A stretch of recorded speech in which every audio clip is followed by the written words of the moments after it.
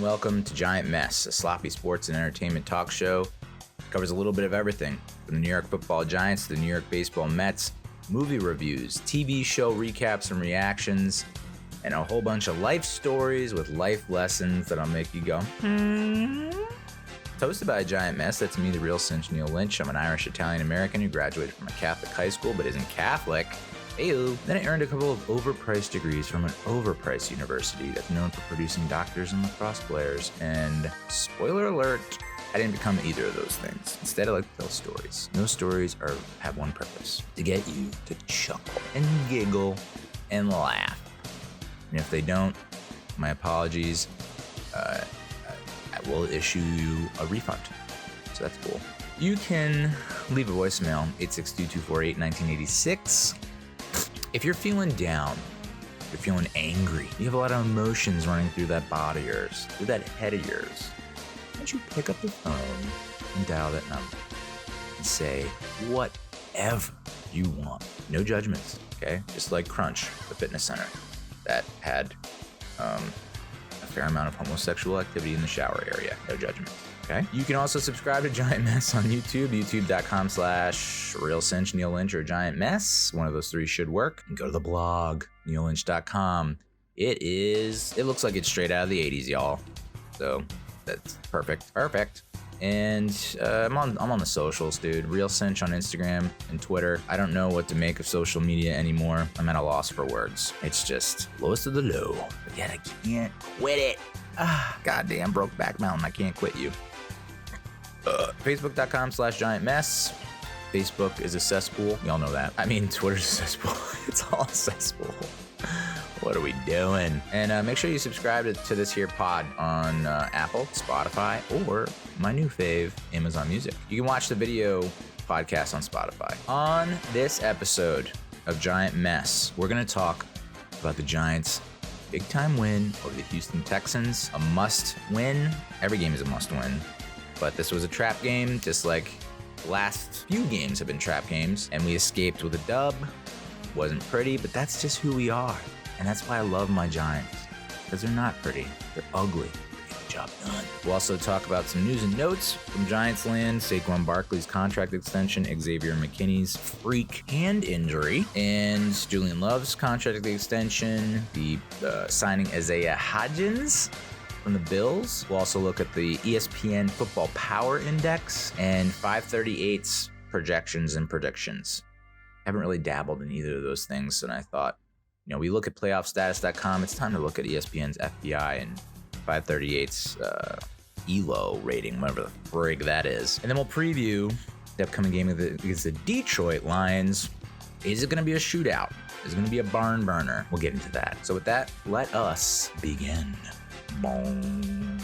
I wasn't able to preview the Texans game last week. A lot of shit going on, and I wasn't able to get around to it. But the keys coming into the game were pretty simple. Run the ball. Run the damn ball. This Texans squad stinks against the run, so let's take advantage of that. Let's ground, and let's pound, baby. And we did that. We did that big time. Saquon with like 35, 36 carries for 150 some odd yards and touch. And Daniel Jones only throwing the ball 17 times. And that had a lot of people up in arms. But I personally don't mind this. People are comparing this to it was like a Bill Parcellsian win, which I wholeheartedly agree with. Maybe not the flashiest, maybe not the most exciting. But we did get a huge explosive play from Darius Slayton. And DJ had 2 touchdowns throwing the ball. He's efficient. I'm a quality guy, not a quantity guy. You want to watch a team that throws the ball 40 plus times a game and throws for over 300 yards every game and throws maybe 3 touchdowns, but also 2 or 3 interceptions and loses. You can be a Lions fan and you can follow them as they go. What are they? 3-6. So I'll take my 7-2. I'll take efficiency all damn day long. Red zone efficiency. Get into the red zone. And when you get in the red zone, you score. It's that simple. So I'll take that all day, every day. No, we're not the Chiefs. No, we're not the Bills. We're the Giants. And I like that. I like that where we have our own identity. And we have, over the course of the first half of the season, have created a pretty strong brand identity. It's like we're going to run the ball. We're going to play good defense. And like that's been the formula for winning championships mostly of yesteryear. You don't see it a lot now because everyone says it's a passing league. But I mean, if everyone's playing the pass and we can run the damn ball and run it with success, then I'm all for it. Now, there are some concerns. What happens when they continue to stack the box and we are forced to throw the ball, 30 plus times a game? We haven't been in that situation as of yet. I think Dable was asked about that, and he said, what happens if you do have to throw the ball 35 times? And he's just like, I don't know.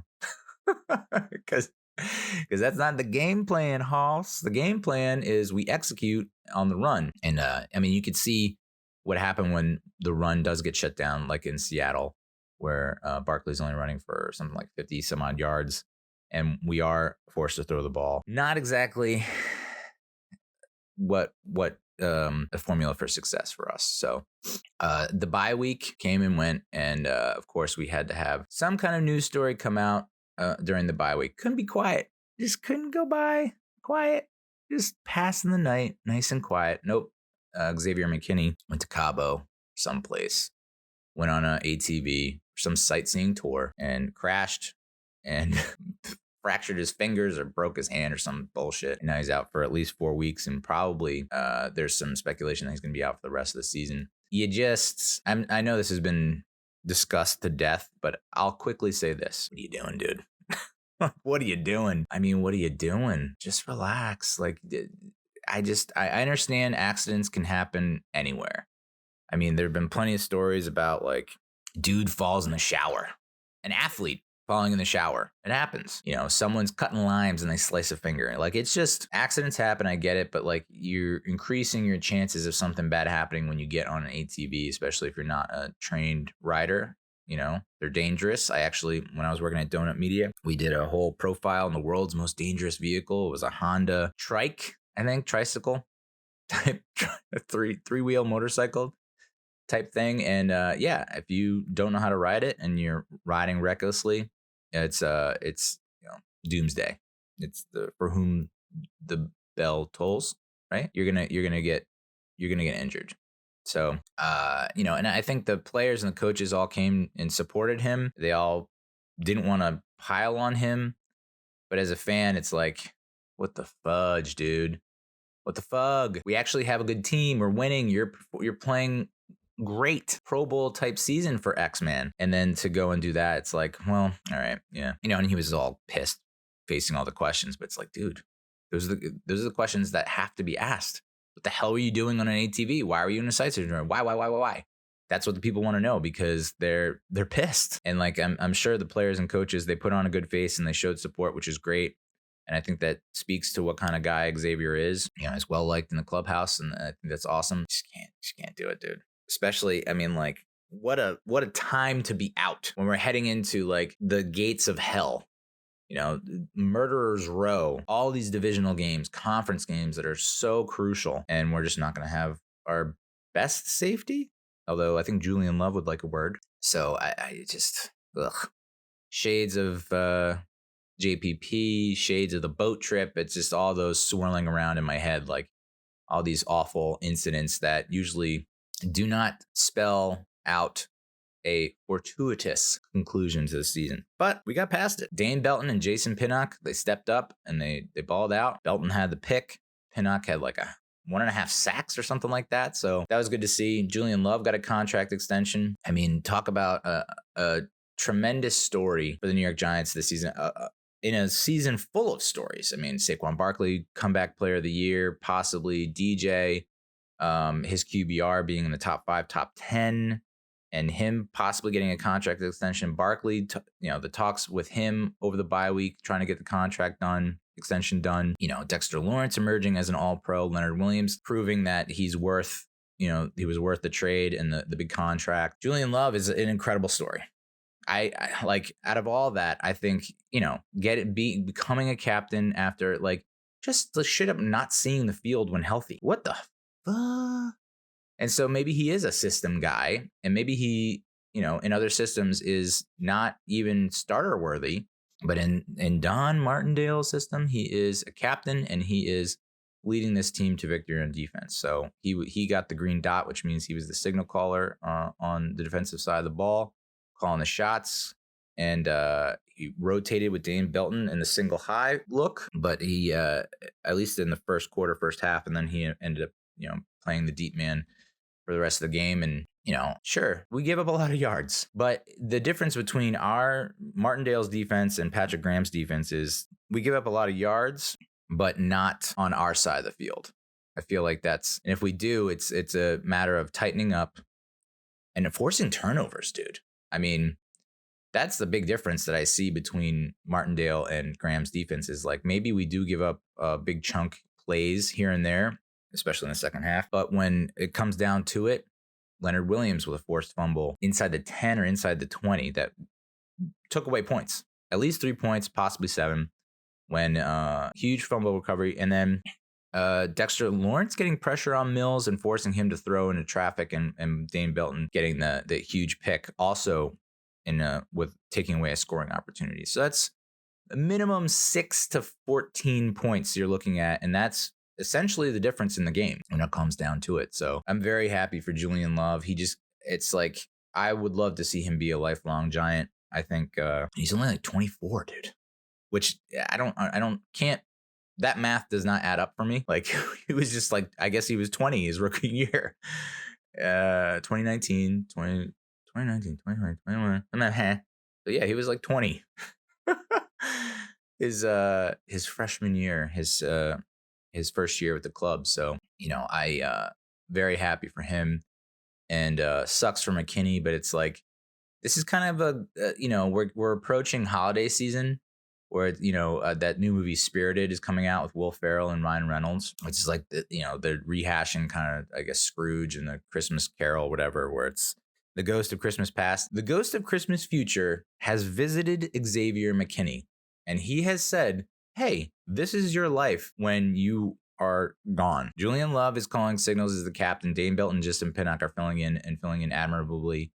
And you're not that sorely missed. And so, like, I feel like this is a rallying call for McKinney. He's going to see that the team is performing without him, and he's going to be scratching to get back on that field and to make an impact. And so I think he's going to come back with a vengeance, and he could be the difference maker down the stretch. It just sucks. It might not be in the regular season. Initial estimates were 4 weeks, which means he was gone for Houston, he's gone for Detroit, and he's gone definitely for Dallas. And then possibly, I think that next game is either Washington or Philly. Probably Washington, I think. Because it goes Washington, Philly, Washington. Yeah. So, I mean, to not get him back for the regular season, that's a huge blow. And hopefully it doesn't come back to bite us. But that's not a great omen, not a great sign. Everything was kind of clicking up to that point for me. It was like, all right, everything's kind of falling in line. The chips are lining up, and it looks like this is just kind of our season. And then for that to happen was like a major setback, but the team overcame it. A lot of people want us to blow out the Texans. I get it, dude, but I just I'll take the win. I missed the first half, managed to get to a sports bar to catch the second half of the game, and then I watched the second half of the game, and I'm like, this is great. I mean, I was surprised to see it. I tuned in right after Slayton's long touchdown. I was like 14-3. Okay. We're taking care of business. It's not, we're not up by 3 scores or 4 scores like a lot of people had hoped. But I mean, this Texans team, I said it before, they play teams tough. Same with the Jaguars. I mean, Dameon Pierce is a force. I think, was it Martindale called him the angriest runner in the league? They stuck it to the Eagles. I don't think the Eagles were expecting that much of a fight, and they took them pretty deep. I mean, you look at like what they've done over the course of the season. Tied the Colts in overtime, and I know the Colts aren't that great this year, but tied them in overtime. Lost by a touchdown to the Broncos, which the Broncos have an incredible defense, no offense. So they played, and every Broncos game has been close. They just lose to the Bears by 3.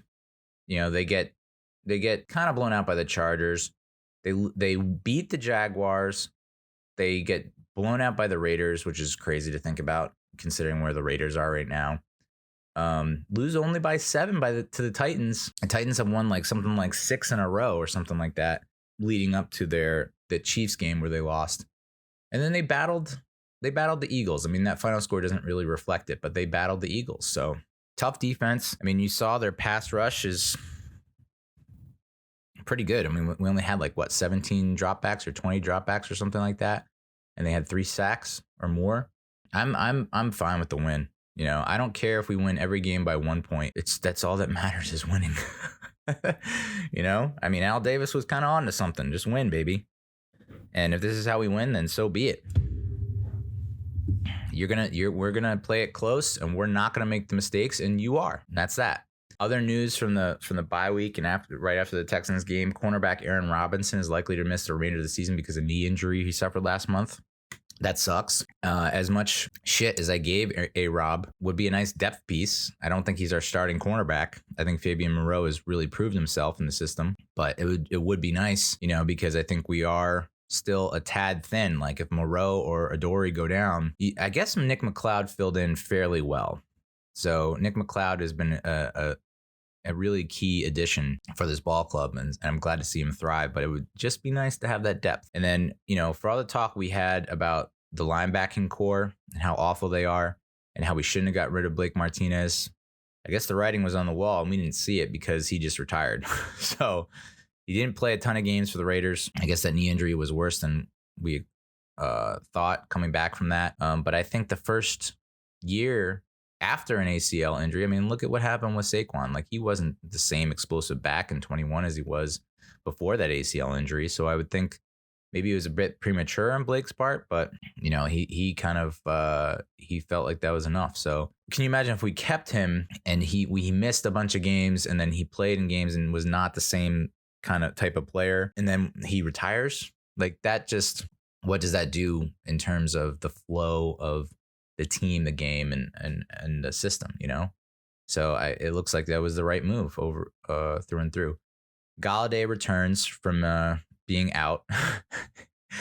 And I'm not very jealous. I don't respect. What is the feeling I'm trying to convey? It's not admirable. It's just like, oh, well, I could never do that, but kudos to you for doing that. The fans that were hyping the shit out of Kenny Galladay's return, like he's the difference. He's going to come back a different receiver. This is our wide receiver number 1. He's our guy. He's going to come back and he's going to get 12 targets a game. He's going to score a touchdown, his first touchdown. He's a difference maker. He's the wide receiver 1 that everyone wanted at the trade deadline or that, whatever. He got 2 targets, 1 drop, no catches. As if he's going to be this totally different guy. And it's like, no, I think that hip injury, it almost is reminds me of the Bo Jackson hip injury, where it's like he couldn't play football anymore.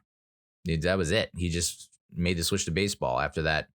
Was a playoff game against the Bengals in 92, I want to say, 93. After that tackle, after the hip thing, wasn't the same in football. And he went on to continue to play baseball because he could. Not as much contact, but I think you're seeing the same thing with Kenny Golladay. I don't know that he's ever going to be that guy again. I don't think he's ever going to be a 100-catch guy, a 1,000-yard guy, double-digit touchdowns guy. He's just not going to be that. Now, I'm still holding out hope. Like, I was not of the mind, like the fans that were like, we get this guy back this week. And it's like, I was not excited to get him back.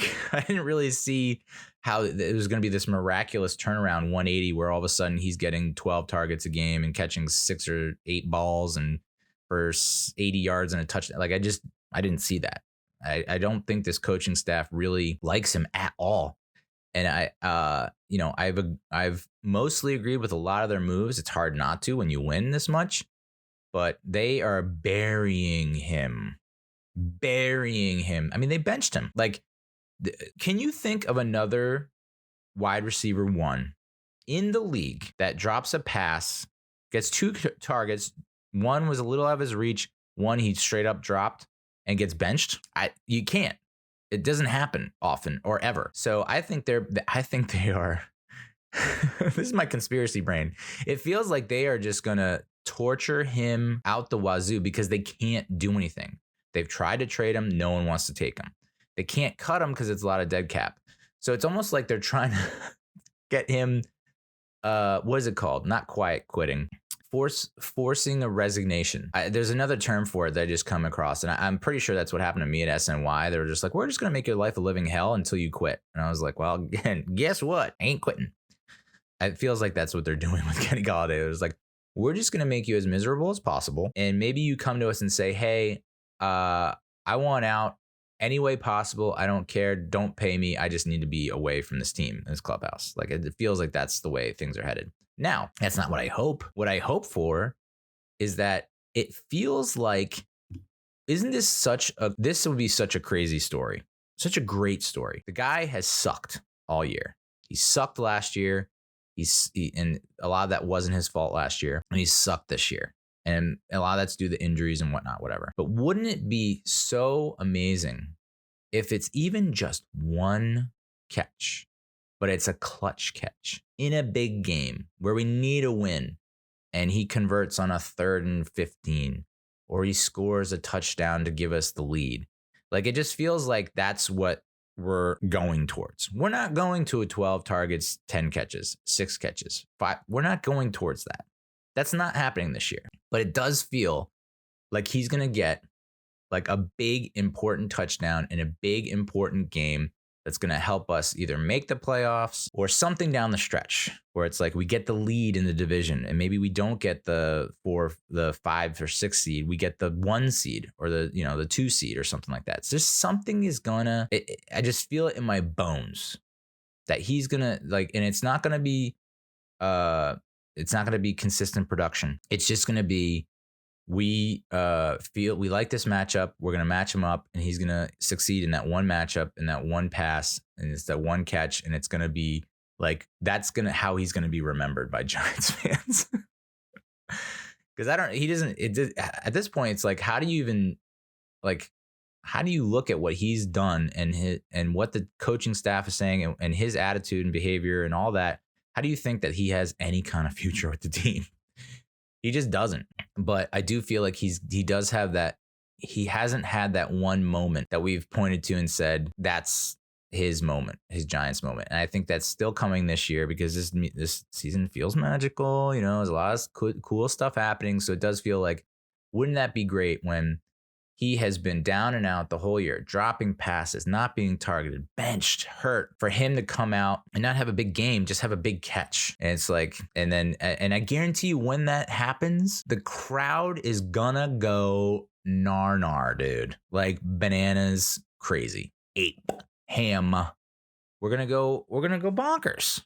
Cause it's gonna be, it's like all that pent up frustration and hurt and pain and sorrow and whatever is just released in that moment, because not only was it great for him, a good catharsis or whatever, but it was good for the team, good for the club, and it helped them for once. So that's my vision for Kenny Golladay. Is like, bud, I'd love to tell you that things are going to turn around and we're going to feed you the ball and you're going to be happy here, but it doesn't look like that's going to happen. But I do feel like you do have one cool, great moment that's going to like either keep the good times rolling, or you're going to put us over the edge and have us get over that hump, that mysterious hump that we're facing, where it's like no one believes in us. 7 of 14 on third downs. That's it's still weird to me to see that kind of performance out of our team, because we've been so bad on third downs for so long. To see us convert 14 third downs and we converted 7, that's just like, that feels like I'm in a dream state at this point. Again, we own time of possession, 33 minutes to 26. We were outgained through the air. And a lot of that's like, I don't know who you pin that on really, but a lot of that's like, I don't know. It's kind of crazy to give up 300 plus yards to Davis Mills, especially when Brandon Cooks is like wants out and they revoked his captaincy. And you figure like, who else do they have on this team that they can throw to? They have Chris Moore, and then they had Nico Collins, and they had Jordan Akins. And it's like, who are these guys? Like, didn't Jordan Akins try out for us? Like, got cut or something? Like, who is this team? I was concerned about Dameon Pierce the most. And, we kept him in check for the most part. He did have that long ass run for 40 some odd yards, but I think for the most part, we kept him bottled up and contained. Davis Mills had an 85.3 QB rating, but was sacked 4 times. So it's good to see us getting some pressure. Danny Dimes, 13 of 17, 197 yards, 2 touchdowns, 3 sacks, a perfect 153.3 rating. And people are like, man, he only threw 17 times. Dude, put any quarterback in that situation where they're only throwing 17 times. I doubt they come out with a 153.3 rating. I'm saying. Looking at some of the other stats here, Nico Collins, 10 targets, 5 catches, 49 yards, and a touch. And there was some talk about him being like a wide receiver 1 someday. Like, oh, okay. And remember how we were like pining for OJ Howard? I think there was a large part of the fan base that was pining for OJ Howard and was like, that dude is nothing in the NFL. Barkley with the big day. Darius Slayton, 3 catches, 95 yards, and a touch. I mean, what a turnaround, I guess. What a redemption story. It's another great story in a season full of great stories. Darius Slayton went from trying trade bait, like we wanted to trade him, to potentially getting cut, to taking a pay cut, to not playing at all. Well, healthy scratch. To he's our legitimate number 1 wide receiver right now, and a difference maker, a playmaker. You know, I just saw a clip on Twitter from Big Lou VCR. You know, he's doing Lions week, so he's showing clips from past Giants Lions games, and there were a couple where it's Sims to Baker, Stephen Baker, for like big gains or touchdowns, and there was like something about watching Baker, you know, catch the ball and rack up yak that reminded me of Darius Slayton.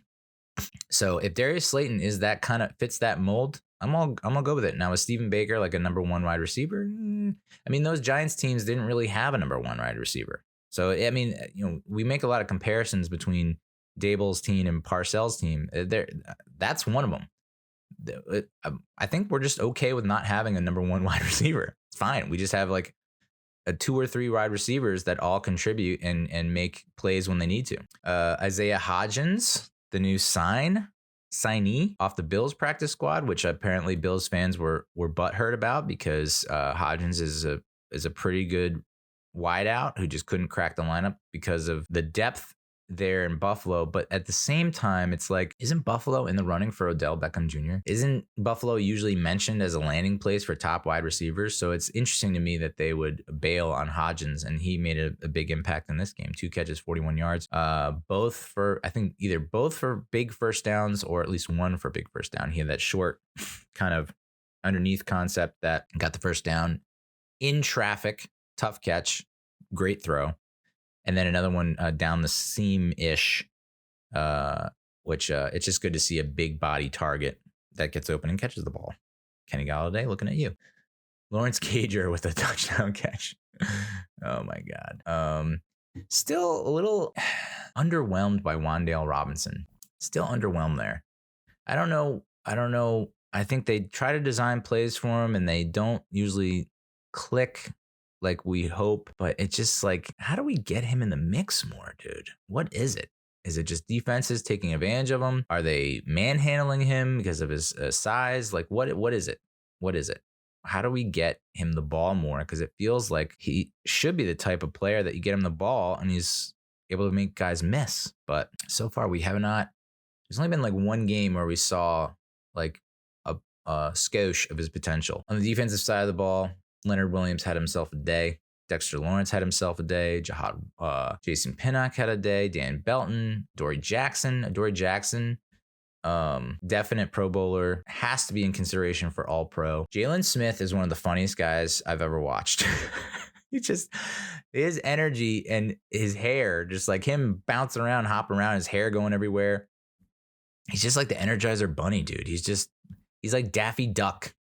He's just bouncing around everywhere, and I don't know if his teammates like it or not. I hope they do, because it's just, you know, he just seems like he's in it to win it, and he just loves playing the game, and he loves pumping up his teammates, which I love.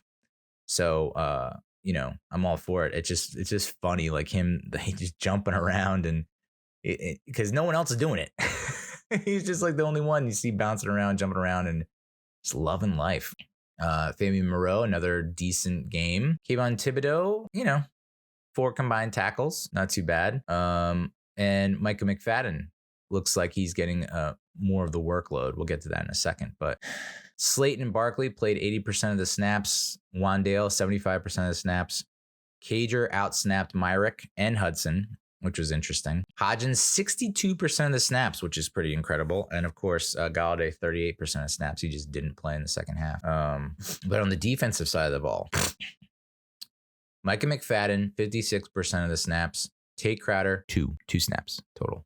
So that kind of tells you, and maybe this is a game-by-game situation where it's like, we feel like McFadden is the best matchup for this particular opponent, but it looks like it's been trending that way, going towards McFadden for a couple weeks now, dating back to Seattle. So before the bye week. So I mean, I think Tate Crowder was a great story, Mr. Irrelevant, and made some big plays over his career, but it looks like he's getting phased out of the game plan for whatever reason. Maybe it's pass coverage, maybe it's run support. I have a feeling it's more about run support, because there have been some clips of McFadden coming in and plugging up the hole and taking on the fullback and forcing the running back to explore alternative routes. If you look at the drives, Giants drives, we had that great opening drive, 10 plays, 68 yards for a touchdown, and then it was punt, 4 straight punts.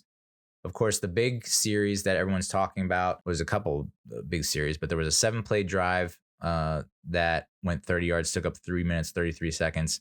And there was an 8-play drive that went 35 yards and took up 5 minutes. One of those drives, I forget which, ended when it was 4th and 1, and Jack Anderson has the false start, pushes them back. And then Jamie Gillen, who had a pretty awful game from what I saw after I got home and watched the first half, because I watched the second half and I'm like, I go on Twitter and I'm like, what the hell is everyone complaining about? And then I came home and ended up watching the first half that I recorded. I was like, oh, I mean, we did have a ton of opportunities and we just wasted them. And then our punter didn't help things. So, but open up the second half, and this is what we do. We're not a great first half team. We're a good second half team. 5-play, 75-yard drive, touchdown. That's the Darius Slayton-Long touchdown, which the throw by Daniel Jones, falling backwards, 2 guys in his face, is able to get the ball to Slayton underneath. Slayton's able to make a guy miss, which is great, and then just outrun everyone. And then a great block by Tanner Hudson down the field. So Tanner Hudson, you live to see another week. And the very next drive, 12 plays, 74 yards and a touchdown. And that was capped off with the Saquon Barkley run. So I love those kind of drives. More getting into double digits and taking a lot of time off the clock. That's just classic Brian Dable 2022 Giants football. 3 and out, and then we ended up with that pretty important field goal in the fourth quarter. We didn't move the ball at all. We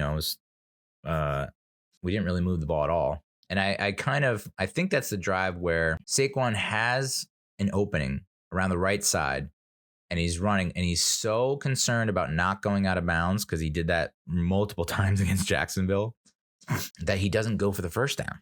It's like the first down's right there. If you get the first down, the game's over. Like, put your head down, put your shoulders down, get low, and get us that first down, dude. Instead, he goes down early in bounds and, is able to run off some clock. But at the same time, it's like, dude, you could have ended the game right there. If Graham Gano misses that field goal, I think Houston has a chance to tie it.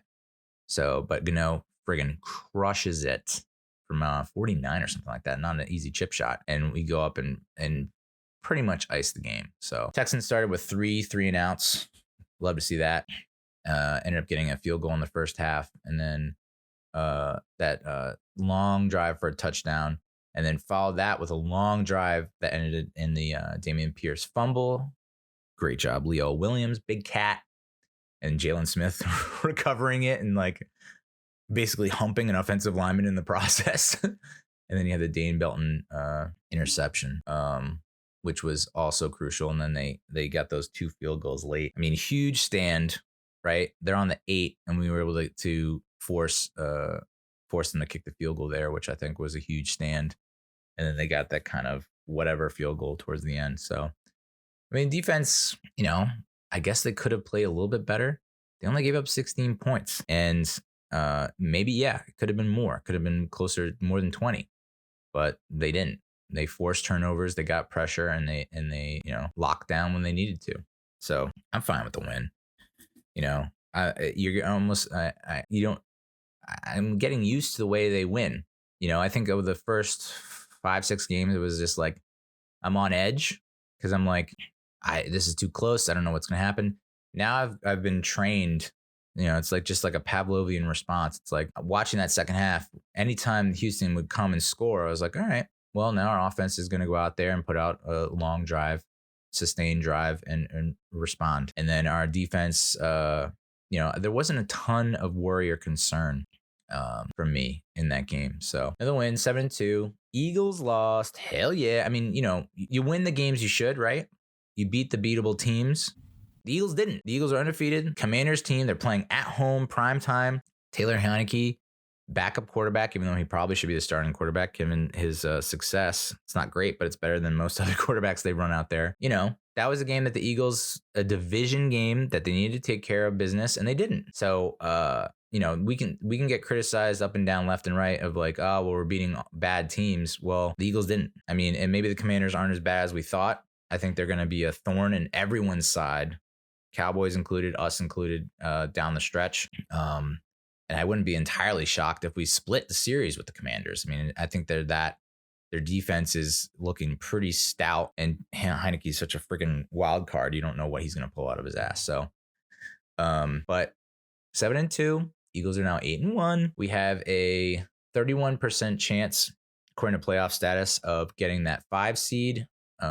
Season end today, we go to Tampa and play the Bucks, which prior to the Germany game, I didn't get to watch the Germany game, Bucks versus Seahawks.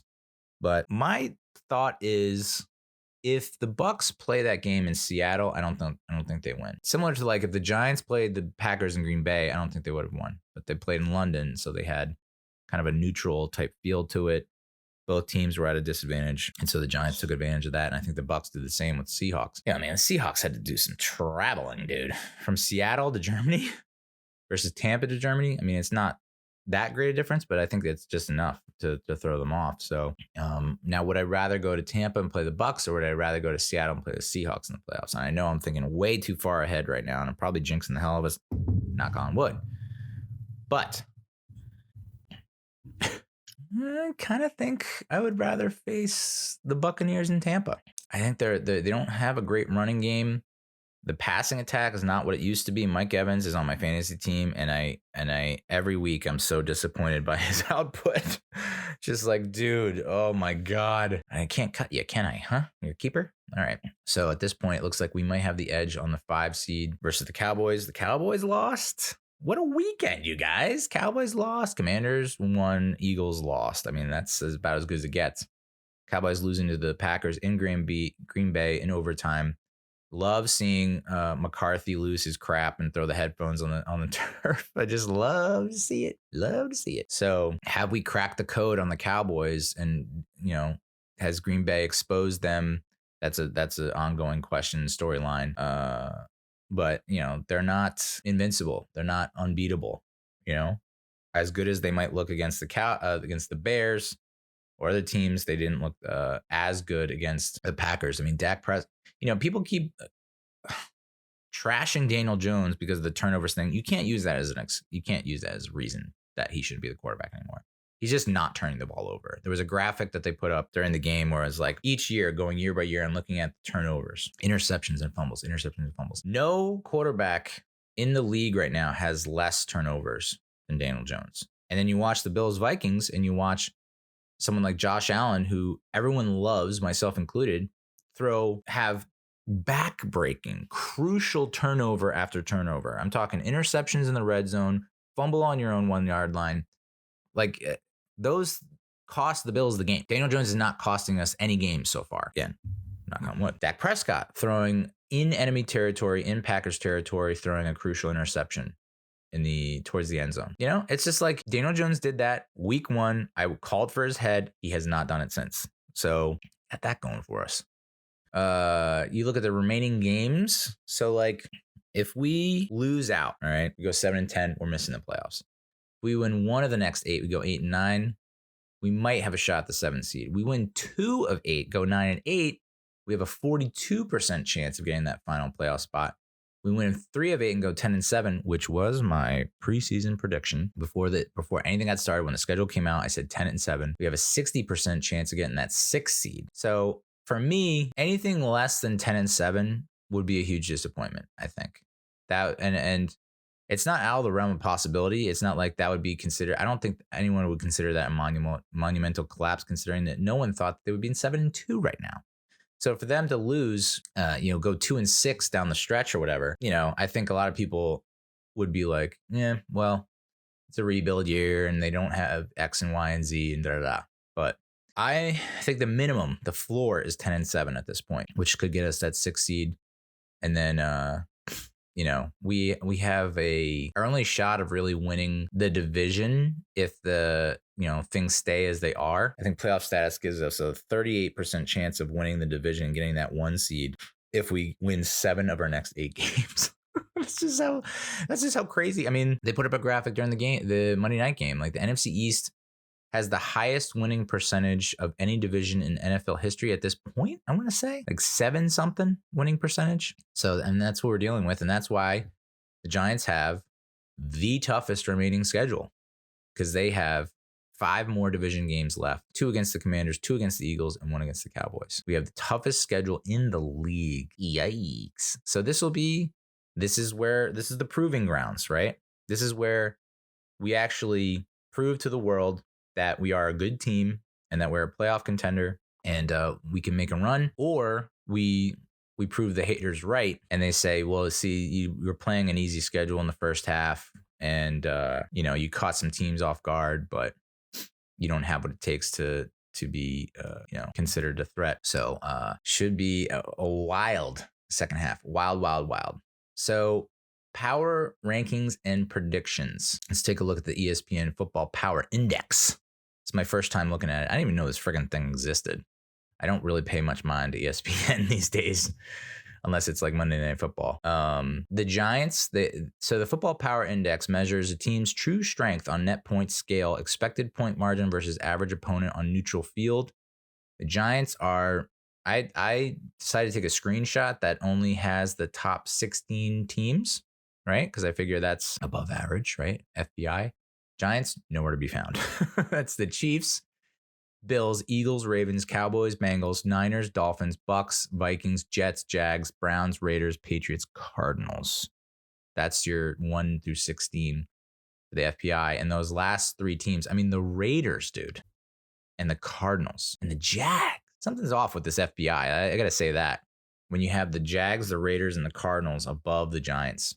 Woof. I mean, the Raiders did have a bunch of close games. I think they had a handful of games that were lost by 1 score or less. The Jaguars have played most of their opponents fairly toughly and have had a bunch of really tough opponents. Eagles, Buccaneers is a little surprising that they're that high. We beat the goddamn Ravens. Does that mean anything? I guess not. So that's kind of a bummer.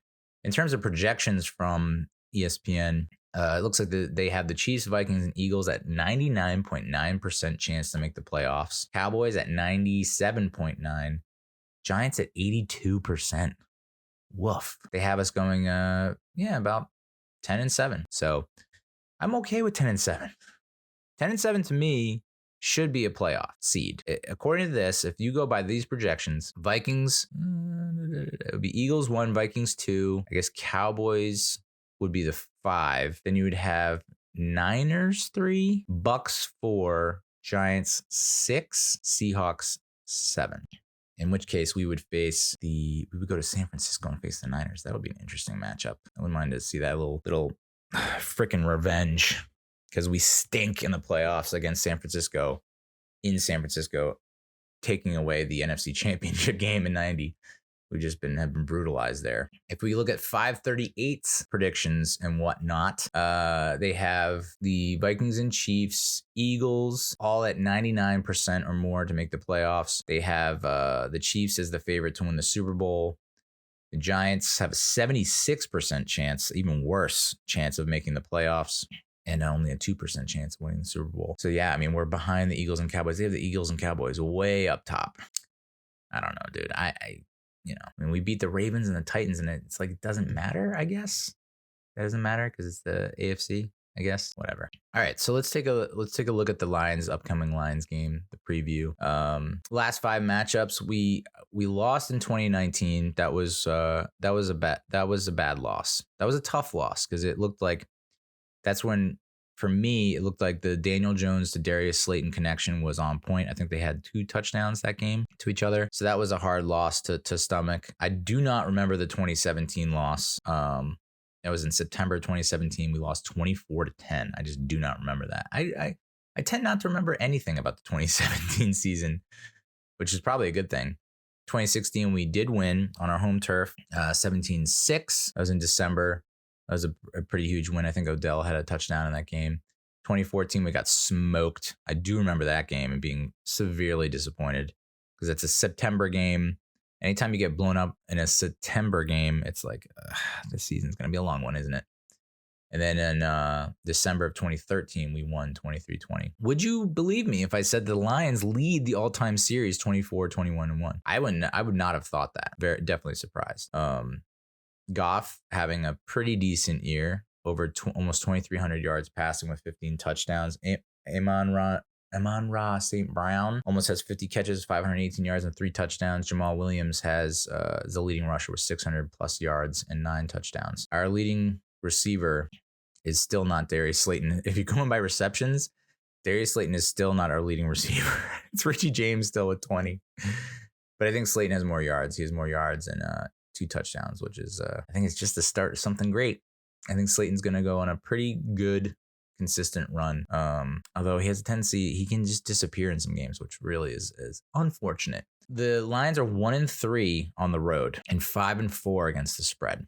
And I think right now the spread, or it was yesterday, the Giants are favored by 3.5 or something like that. We do not score a lot of points. We don't give up a lot of points. We're 9th in scoring defense, allowing less than 20 points a game. Meanwhile, Lions are dead last, 32nd in the league in points allowed per game, but they are 9th in points scored per game. So, and I think I've seen this from a lot of the talking heads, is that we don't want to play that kind of game where there are a lot of points being scored, because that is dangerous territory, because I don't know that we can score a lot of points. Whereas Detroit has proven that they can compete in shootouts. So I think we want to avoid the shootout if possible. We're +4 in the takeaway differential, which places us 6th in the league. We're also 3rd in the league in rushing yards gained in a game on offense. And surprisingly, the Lions are 11th. They're 9th in passing yards per game. We're 29th in passing yards per game. We just don't throw the ball for a lot of yards. Again, efficiency, quality, not quantity. And then our defense does give up a lot of yards. You know, we're 17th and 24th in terms of yards per game on passing and rushing. But I mean, the Lions defense is pretty brutal. 27th in passing yards allowed per game, 31st in rushing yards per game. So if there were ever an opportunity for the offense to come alive and put up some points, this is the game. You know, they shut down the run, we can pass. They shut down the pass, we can run. It seems like we're going to be able to move the ball. So it's a trap game. This is another trap game. I mean, 3 of the past 4 games have been trap games: Jags, Texans, and now the Lions. And this will be a huge test, because I think a lot of people are looking past the Lions and looking towards that Cowboys game on Thanksgiving Day. And I have a pretty strong feeling that Brian Daboll is not going to allow that to happen. And I wouldn't be shocked if we come out and we look flat in the first half and maybe we get down in the first half, but that's just what we do, baby. We come out slow, but we finish strong. So I would expect pretty much the same in this game, where it's like, you know, maybe we are down by 3 or even 7 at the end of that first half, and you know, you got a couple of boos trickling in as the team runs off into the locker room. But I fully expect us to take advantage of halftime, make some adjustments, come out and put together a couple of drives to start the second half and score. And then I really think that Martindale is going to give Goff everything that he's going to give him a run for his money. He's going to keep Goff on his toes. I don't think I haven't seen a ton of games for the Lions this year, but I would think that he's not the same old Jared Goff, that he's making better throws. I mean, you know, they're without TJ Hawkinson, who they traded away. So I think that's great for us. That could have been a real thorn in our side, because we historically don't do well against tight ends. So it's good that we don't have to deal with him. And so, you know, Dan Campbell's got them fighting. I mean, I at the sports bar I was watching, I had an eye on the Bears Lions game, and Lions were down by 14, 17 points, something like that at one point. And then they stormed back, getting crucial turnovers. And so they could very easily be 4-5. They're 3-6. They could be 4-5. Their SRS, which I forget what that means from Pro Football Reference, but they're 20th of 32. So this is, even though their defense is horrid, I think that they still are competitive. And so I feel like it's going to be like it has been in these trap games where we keep the other team in the game and we're not really necessarily putting them away. It would be nice for this to be the game where we put them away and win by double digits. That would be nice. Do I think it's going to happen? Probably not. I think, the line says it all. I think it's going to come down. I think we'll pull out the win, but it'll come down to that last drive. It'll come down to the fourth quarter. But I think this team has the mindset, the mentality to persevere, that grittiness. I think when you have a fully healthy Dexter Lawrence and Leonard Williams caving the pocket in the middle, when you have Adoree Jackson and even Fabian Moreau and that secondary stepping up in Xavier McKinney's absence and making big plays and making it tough on the quarterback. I think that, we're riding this defense. We're ride or die with this defense. This defense is either going to win us games or lose us games. It's up to the defense, really. And the offense is just like, let's just take advantage of our opportunities. I think it's going to be another big game for Barkley. There is some talk, though, that they're not going to feed Barkley as much. So even though Detroit has a putrid rush defense, that there's a sentiment that maybe we should not overwork Barkley because it will be a short turnaround with Thanksgiving, that Thursday game against Dallas. So maybe we shouldn't, he shouldn't tote the rock 30 plus times a game. Let's get that down to like 20 and then let's lean more on Matt Breida, which, is great in theory, but then it's like someone else has to step up. I don't know that Breida, I haven't been, I don't think I've been really blown away by Breida so far. I did like the signing. I don't hate the signing thus far in the season. I'd like to see a little bit more, to be honest. I'd like to see them try and cater to his style of play a little bit more and design some plays for him more often, get him more involved. I like when him and Barkley are on the field at the same time. I like that setup. Get him more involved in the passing game because he is a pass catching back. So I think maybe he could be an X factor in this game. Would love to see Slayton make big plays like he always does. Wandale, I think this is a great opportunity for him to make his presence felt because I feel like he's been somewhat MIA. And, maybe Lawrence Cager is the guy at tight end. That's so weird to say. We miss Bellinger. That's fairly clear. Bellinger was out. He's got that eye injury. I don't know when he's expected to return, but he's been sorely missed, which is interesting to say because like numbers don't jump out at you, but it's just that consistency of like he's going to get you a couple grabs, important first down, some key blocks. Like it's the little things with Daniel Bellinger that we have missed to a certain degree. And this is the Kenny Golladay revenge game. So, if there were ever a time for Kenny Golladay to have one good game this season, I wouldn't hate it if it was this one. Get that much needed W and go 8-2 into Thanksgiving. That would be super duper. Thanks for coming. But it'll be interesting. Final score prediction. 24. Yeah, 24-20. I think 23-17, 21-17, I think in that range. If the final score is in the mid to high 20s, I don't know that we're winning. I think we want to avoid the shootout as much as possible, which is it's been tough. You look at the Lions schedule. Let's pull it up real quick. It looks like they're playing on Thanksgiving too. Duh, Neal, it's Detroit. Idiot. So they have a short week turnaround as well. Opening day, they gave the Eagles everything they had and almost pulled out a win. So they lose by 3 to the Eagles. That's something, They beat the Commanders, lose the Vikings by 4. I think they were actually up in that game and Minnesota came back. They lose to the Seahawks by 3. Again, that was a huge explosion of points, 48-45. They get shut out by the Patriots in New England.